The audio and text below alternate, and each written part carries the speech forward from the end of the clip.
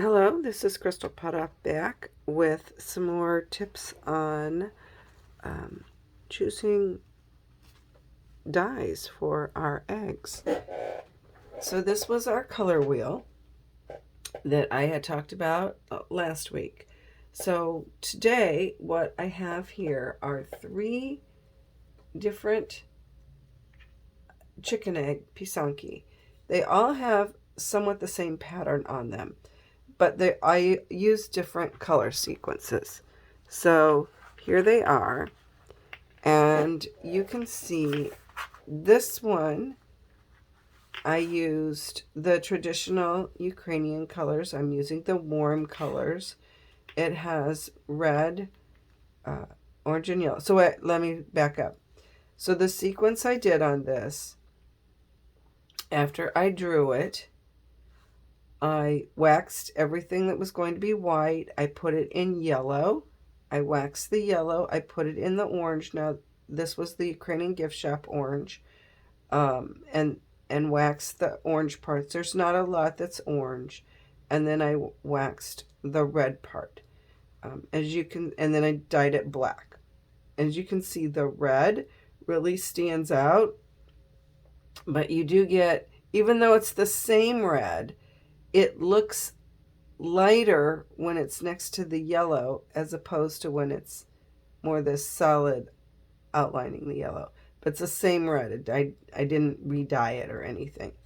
So this is traditional colors with using all the warm colors. So now this one, wow, eggs on the loose. There we go. Everybody behave. Okay. This one I did monochromatic. So I did again the lines in white. On all of these, the initial lines were white. And then I used the very light blue. And this is what I mean is, like, here's the very light blue on the egg. And there it is on the watercolor paper. So it looks different on your egg, but it gives you the color wheel or color chart, however you want to do it. It gives you an idea. So I did the light blue, and on this one, this is where I talk about you change your design for the colors, or the colors help you choose your design. This one, I wanted to do the wheat, so I knew because I was doing wheat, I wanted the yellow and the orange.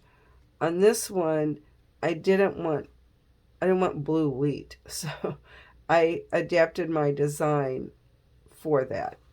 And again, you kind of see, and so I did the very light blue, and then I did light blue, and then I did royal blue. So I did these 3 colors right here on this one, with the royal blue being my last color. So this one was only in 3 different dyes, where this one was in 4.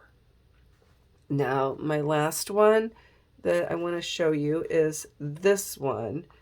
And again, same design, but I did this one in the complementary colors. So I'm using the pinks and the greens. So it would be similar to using red and green. I used pink and green.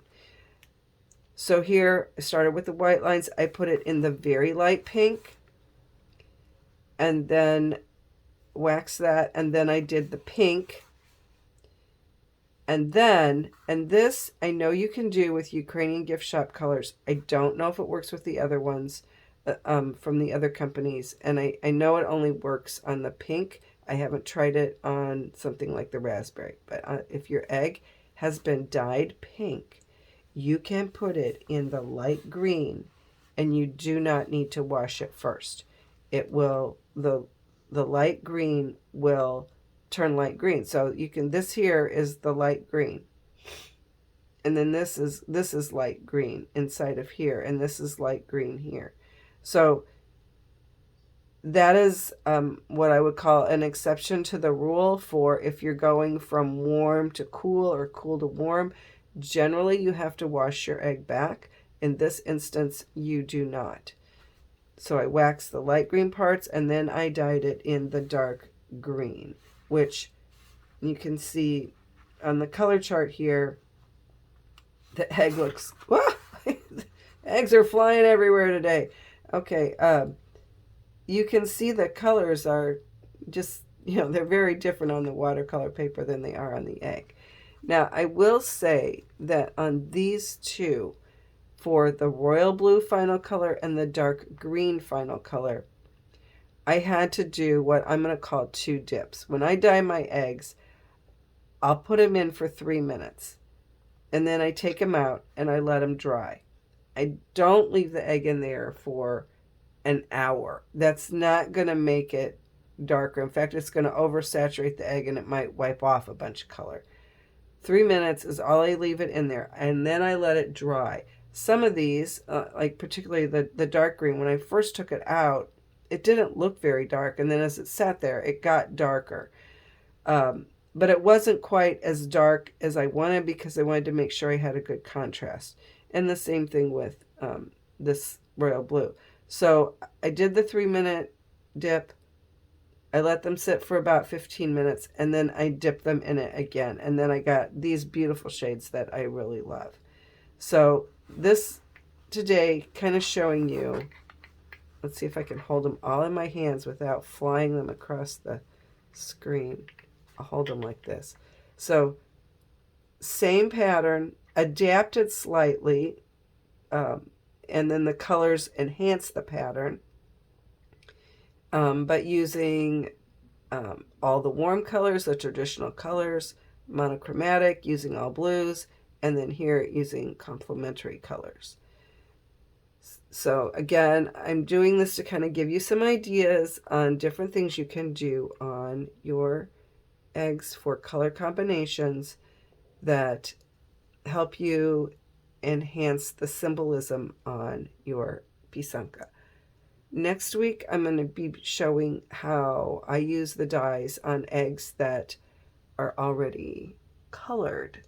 For example, a brown egg, or I have some blue eggs and some that are kind of a greenish color. So I'm going to show you how I use the dyes on those eggs. So thanks for watching. Okay, everybody stay in place. Ah, fabulous.